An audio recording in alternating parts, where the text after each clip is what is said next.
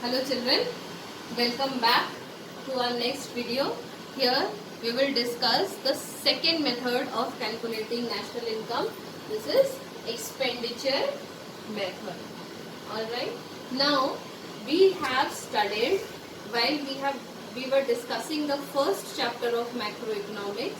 There we have discussed that in an economy, when the income flows between sector, their total income is equal to total expenditure. Alright, the income, expenditure and production flows in circle. We have discussed this in phases of the income flow, isn't it?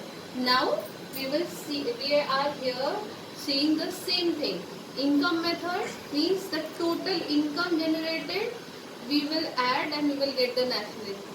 Then here in expenditure method we will add the total expenditure done in the economy to get the national income.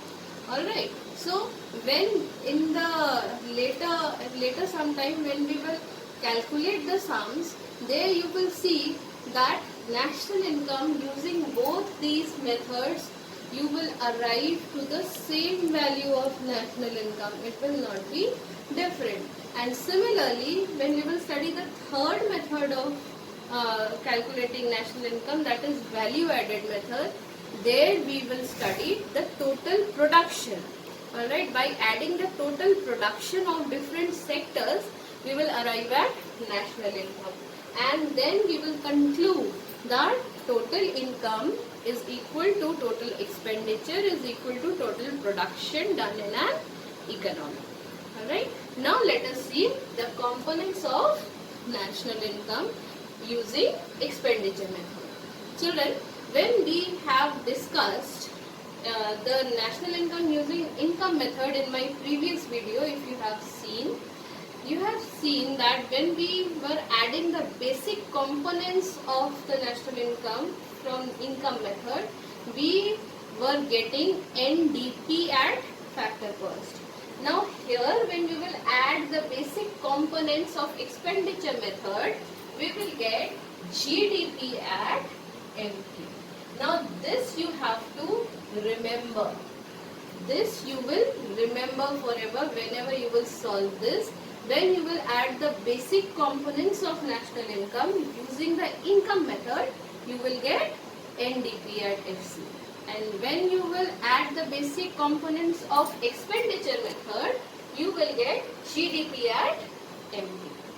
Alright, to get GDP at MP, we will add the first component is government final consumption expenditure and private final consumption expenditure, means whatever the government sector and the private sector are spending on the consumption. Alright, so these two consumption expenditure together is known as final consumption expenditure. So it is quite possible that in some questions you will not find these two components separately, rather you will find this component. This is the addition of government final consumption expenditure and private final consumption expenditure. Alright, so these two addition is called final consumption expenditure. Alright, then the next component in this is net export. Next, net export, children, you will calculate by deducting imports from exports. Alright, when you will deduct import from export, you will get net exports. Is that clear to you? So, again, in some of the questions, you will not get net exports directly, rather you can get imports and export, the value of import and export. So, you can find out the value of net exports from this by subtracting the value of import from export. Clear? Now we will see the third component of this formula. This is government domestic capital formation. Again this word capital formation. We have studied in the first chapter again what is capital formation. Whenever there is addition in capital, whenever there is a addition in investment, then it is called capital formation. So gross domestic capital formation, you will add it over here as the third component of this formula. Alright.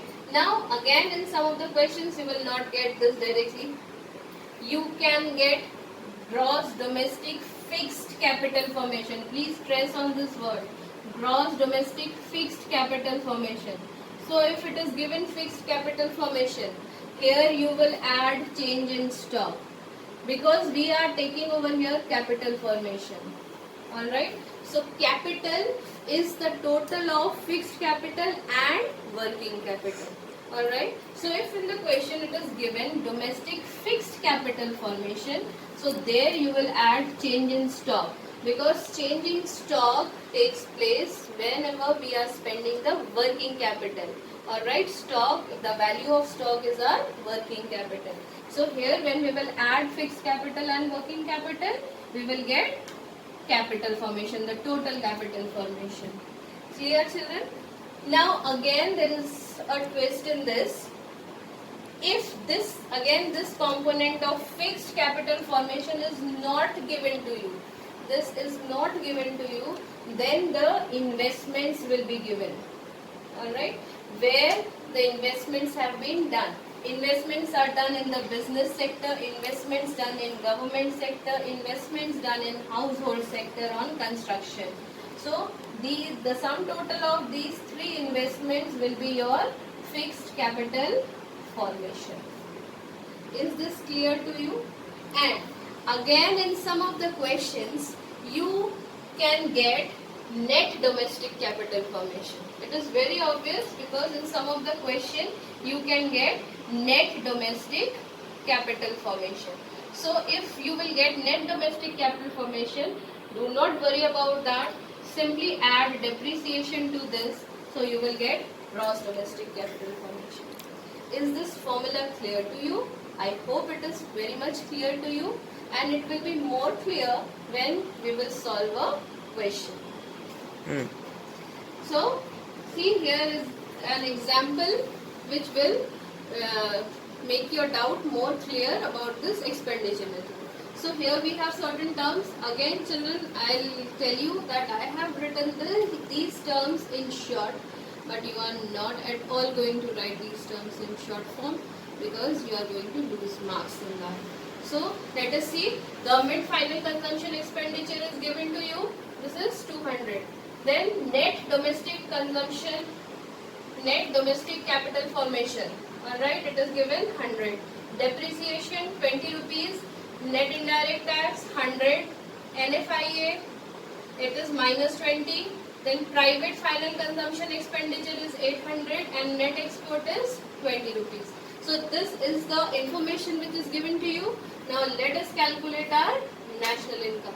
So as I have told you that whenever you will add the basic values, basic components of this expenditure method, you will get GDP at MP. Alright. So to get the GDP at MP, quickly let us see what we will add. We will add private final consumption expenditure plus government final consumption expenditure, then gross domestic capital formation, and then net exports. Alright. So GDP and MP is equal to private final consumption expenditure. It is given over here 800 plus government final consumption expenditure 200 plus, first we will write net exports. It is given over here 20. Then you will have to add gross domestic capital formation. But here you can see you have net domestic capital formation. So as I have told you that to get gross domestic capital formation, you will add depreciation with this net domestic capital formation. So it will be 100 plus 20. Are you getting it, children? Now GDP at MP will be equal to 1140 rupees, 1140 crores. But we are calculating what? National income. Alright.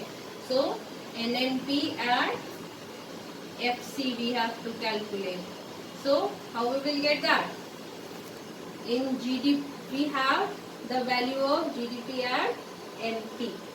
So we will have to go to NNP at FC from this value of GDP at NP.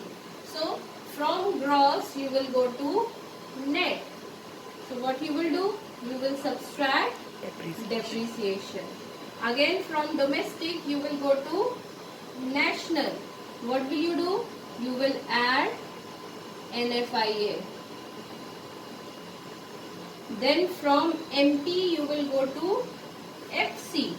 So you will subtract net indirect tax. Let us substitute these values.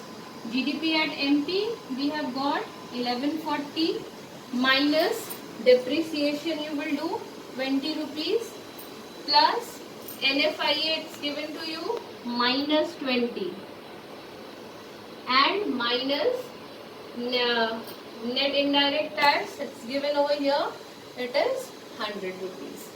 Are you getting it, children? Now when we will add this we will get minus 20 will be plus 20. 1180 minus 100 you will get 1080. Again don't forget to write your answer rupees 1080 crores. This will be your national income NNP at FC. Children, one more thing I want to tell you is it is not at all necessary that in every question you will be asked to calculate national income or NNP at FC. They can give you any aggregate to calculate. So you are very well aware that no matter whichever aggregate is asked is given to you to calculate, you can easily do it by adding or subtracting the three values of depreciation, NIT and NFIA. I hope this method is clear to you and we will soon meet with our third method, that is value added method. Thank you and have a nice day.